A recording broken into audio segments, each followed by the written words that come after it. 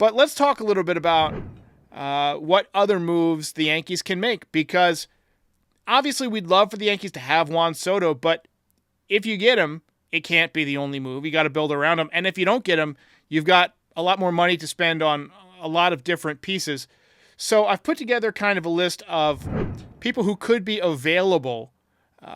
We got, for people who are listening, a list of free agents and a list of trade candidates. I'll just run through the free agents: Willy Adames, Pete Alonso, Alex Bregman, Corbin Burns, Jack Flaherty, Max Fried, Teoscar Hernandez, Jeff Hoffman, Yusei Kikuchi, Tanner Scott, Roki Sasaki, Anthony Santander, Blake Snell, Juan Soto, Tyler O'Neill, and Christian Walker. Those are the free agents. And other trade candidates that we've heard pop up: Alec Boehm of the Phillies, third baseman. Brendan Donovan can play second, can play some left. He is with the Cardinals. Cardinals might be open to moving a couple of players. Ryan Helsey is on that list. Garrett Crochet is available from the White Sox. Devin Williams from the Brewers served up that big home run to Pete Alonso in the playoffs, but still a very good closer. Brandon Lau, if the Rays are cutting back, they might be willing to deal Lau, who always rakes in Yankee Stadium, left-handed hitter, but I doubt that the Rays would trade him within the division. There's going to be a lot of people who want Brandon Lau. Jordan Montgomery, we talked about him last podcast, a left-handed pitcher. Obviously, we're very familiar with him. Ryan McMahon, third baseman with the Rockies. The Rockies might not trade him, but if they decide to, he could be a decent fit. And Luis Robert Jr., outfielder with the White Sox. So, Frankie, I got to say that the availability of Brendan Donovan and Ryan Helsley, it gives me some interest. It's piqued my interest a little bit that the Cardinals could move a couple of guys. I'm a big fan of Tanner Scott of the Padres from last year. Big left-handed pitcher. Jeff Hoffman, good pitcher with the Phillies, relief pitcher. Jack Flaherty, guy the Yankees almost picked up at the deadline. We obviously saw what he did in Game 1 of the World Series. Bregman, I don't think Cashman will sign, but he would be a nice fit at third base. That would allow you to move Jazz Chisholm back to second. So who is on your wish list of these players here? And if there's somebody else that I didn't mention, feel free to chime in. Well, looking at this right now, the idea, obviously, for discounting Soto, who we all want, the idea of if Soto goes to the Mets, us getting Alonso would be not bad. It would be a nice little, I guess, revenge in that side. I've always liked Pete. Bregman, I don't think he's going to get signed, but getting an Astro, same thing. Looking at, there's no chance that we're going to get Sasaki, I don't think, even though it'd be nice to have him there, get a lot of buzz. Flaherty's very intriguing option. I do like him. And, as you said, we saw him in the World Series. I'm looking at more at the biggest issues right now are what are we going to do at first base? So, you have Alonso, you have Walker. See what else we can do at the infield. So you have Adams, you have Bregman there. Brendan Lau, yes, he just always kills us. So that would be a nice addition there for the Yankees. And also just try to get more guys towards the bottom half of the lineup, because if you watch, watching the World Series, it was clear there was a huge talent gap between the bottom half of the Yankees lineup and the bottom half of the Dodgers lineup. So I feel like we could just add a couple more guys there.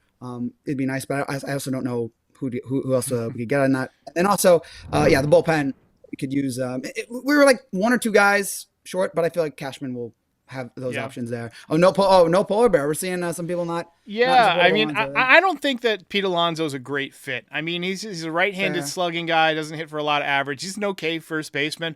I would rather them go out and get kind of a sweet swinging left-handed hitting first baseman. Somebody like Nathan Lau with the Rangers. I've always liked him.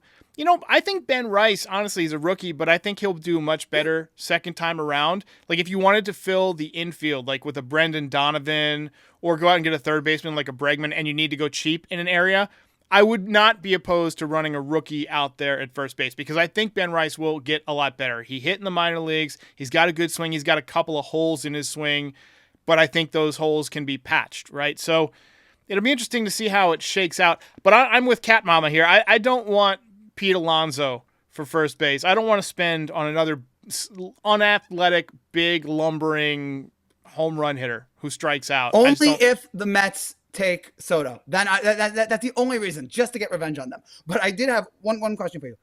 Let's say we get Soto, or Soto's gone. Team is what it is now. Where do the Yankees finish next year?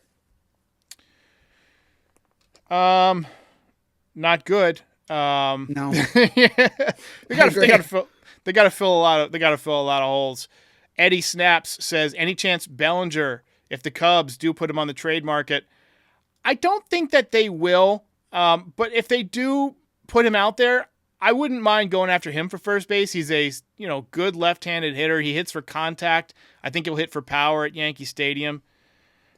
I don't know. I think the Cubs want to contend, though, right? I mean, they just hired Craig Counsell. I think they're going to be aggressively adding as opposed. I could see the Cubs being one of the most aggressive teams in free agency this year because they need to add, right? They're a market that's grown accustomed to being in contention, and last year they just weren't very good.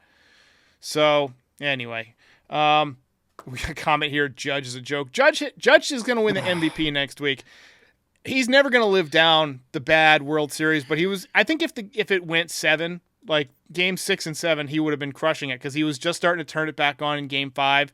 He closed up his stance like he did after the beginning of the year, after he had that slow start, and then he made the adjustment and turned it around. So he's never going to live down that World Series, though. What are your thoughts on Judge?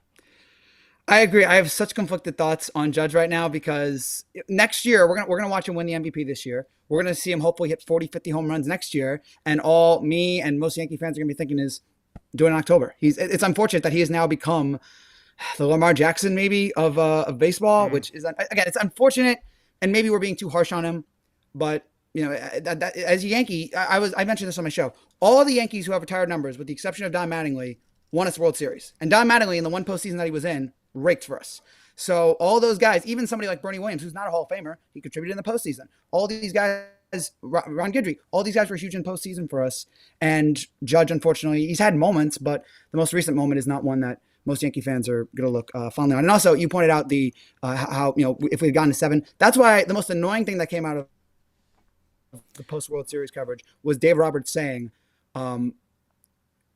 that if we didn't want to go back to LA, we wanted to finish in New York. We didn't want to go back to LA, and that's what annoyed me the most. Like, if we had just gotten to Game 6, we could have pressured them. We were that close to putting pressure on them, and that's the thing that I'll just never be able to get over.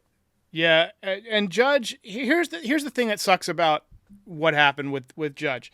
It's going to taint all of next season, because even if he has a 70 home run season, even if he opens up the year on fire and hits 15 home runs in April, like A-Rod, everybody's going to be saying all year long, but he sucks in the playoffs. He can't hit in the playoffs. And that's not entirely true. He had some big hits. He had the home run off of Clase. He had a home run in the World Series. He just happened to slump at the wrong time. And it's unfortunate because the conversation isn't going to go away. And I don't blame people who are pissed off. I'm a little bit pissed off still. And I'm going to be doing these post games all year. And I know that he's going to have nights where he hits 2 home runs. He drives in 7 runs. And all the comments from the Doomers are going to be, well, too bad he doesn't hit in the playoffs, right? That's all we're going to see. And it's frustrating because we can see it coming, right? You can just smell that shit coming. And, I mean, it's nobody's fault but Judge. I mean, and there's no really way to defend it other than say, I don't want to say make excuses, but say, well, he did have a couple. I mean, there's that caveat. He did have a couple of big hits. The home run off of Clase. He had a big home run in Game 2 of the ALCS against the Guardians. And then he had a home run in Game 5 against Jack Flaherty. But he also struck out at an astronomical rate. This was a clip from a recent podcast. If you enjoyed it, go ahead and check out the full episode. Ball game over. If you enjoyed this video, please drop a like and give us a subscribe. It helps other Yankees fans find the channel. We're also on all your favorite podcast platforms and social media. Join the community, have some fun. We're here after every game. This is Pinstripe Territory.